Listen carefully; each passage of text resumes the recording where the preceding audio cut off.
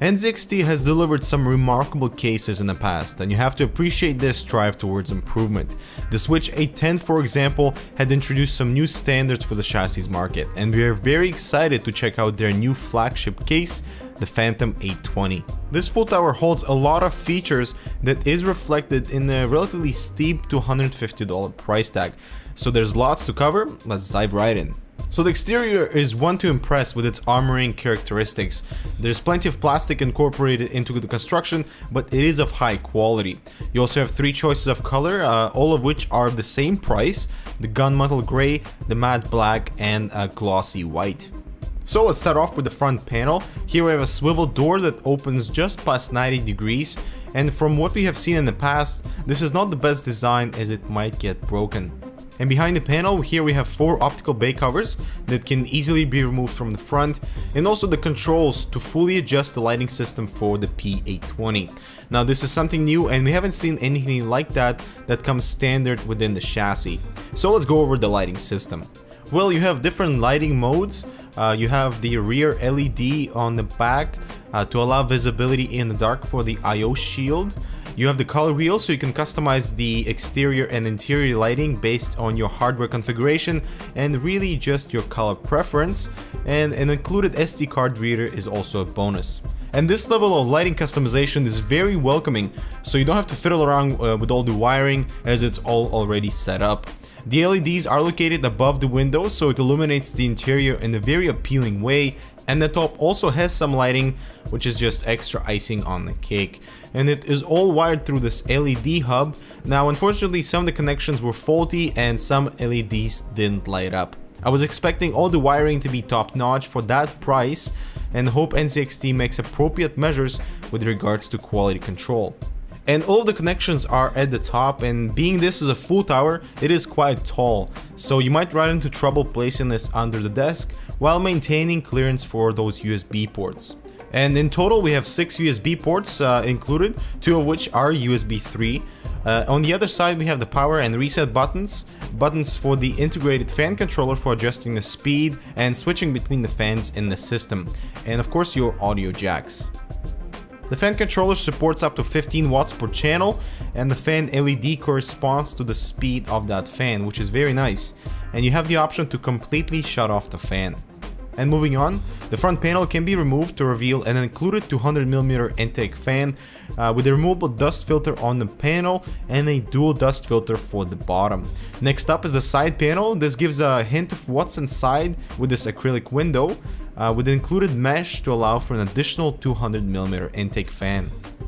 And taking a look at the back, we have an adjustable mounting system for the exhaust fan. In case you're doing any water cooling, this would allow you to have enough clearance. Then the I/O panel, 9 PCI expansion slots, water cooling holes, and a bottom mounted power supply with a dust filter. And the top panel can be removed to reveal a third 200mm fan with the same size filter on both slots. And the top also supports triple 120mm or a dual 140mm fan. And finally, it's really what's on the inside that matters when it comes to enthusiast configurations. So this scene looks very familiar. That's because they've kept an almost identical layout as on the Switch 810. That's because it was successful in pretty much all the aspects. Here we have 4 toolless secure brackets for your optical drives, a very clever design for the hard drive cage, and an abundance of rubber grommets that can accommodate for extra large and extended ATX motherboards. Looking in the back, a very large CPU cutout is available. We have plenty of cable tie notches for clean wiring and an inch of room to work with in the back, so no problems in cable management department. And it's always nice when a full tower comes with its own 8-pin extension, and it's especially nice when it's braided. Alright, so let's check out the drive system. They're all facing the back, meaning you only have to remove one side panel when trying to switch the drives. And NZXT went back to the drawing board and redesigned their drive trays. Unfortunately, there's nothing too special about these, except that SSDs now are in the center, and they appear to be a lot more flimsy and weak. For example, one of the brackets snapped as I was putting in the 3.5-inch drive, so just make sure to be careful with these. The drive cage itself is divided into 2 sections, the top housing 4 drives and the bottom only 2. It's nice to see they've kept the same angled fan bracket to direct the airflow towards the main components, which supports both 120 and 140mm fans. So the bottom portion of the cage can be completely removed to allow a dual radiator or fans to be installed, and as this is mainly targeted towards enthusiasts, let's see how well it stacks up with water cooling and hardware. So installing a dual radiator at the bottom, there's still plenty of room above and below the radiator to pull on air, and power supplies up to 200mm will still have clearance. Graphics cards up to 13 inches are supported, even with the additional fan installed, so you get the scale of this massive interior. And water cooling support for the top is really well thought through. First, the triple radiator is supported with the ability to do a push and pull configuration, and you can move down the rear exhaust in case it's on the way. Now, native triple support for full towers is declining, and it's refreshing to see a full tower that can finally handle 2 sets of fans, a thick radiator in between, while all being housed inside the chassis.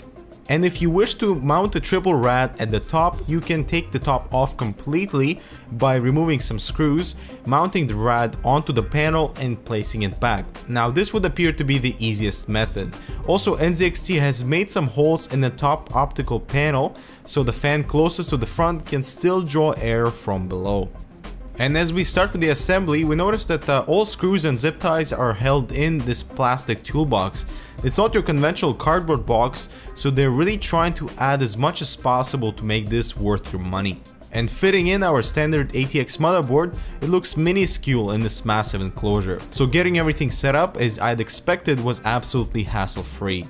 You might run out of hardware before you run out of space to fill inside the 820, and with lots of room to work with at the back, cable management becomes almost enjoyable to do. So the new Phantom 820 is one impressive case from NZXT that brings a lot to the table with an awesome customizable color system, water cooling capabilities. They take advantage and fully utilize its large stature, plus an integrated fan controller that always is a bonus, and obviously future-proof in the hardware department. But I can't help but notice a huge resemblance between this and the Switch 810. Now they have obviously improved on construction quality, slightly modified the hard drive cage, and added more icing to the already sweet cake with their lighting system and fan control, and that's all for an additional $80 when compared with the price of the Switch 810. And also the new and redesigned hard drive trays are weak and flimsy, and the circuit board for the LEDs had some faulty connections which didn't light up all the LEDs. So in terms of a practical and a fully loaded full tower, the Phantom 820 definitely fits that category. But at $250, they're surely competing with their own Switch 810, as it's an almost identical case. But from an overall market perspective, I would say NZXT holds major grounds when it comes to market competition for full towers, and deserves the Hardware Canucks damn good award. And that concludes our review for the Phantom 820 from NZXT. Thanks guys for watching, and we'll see you next one.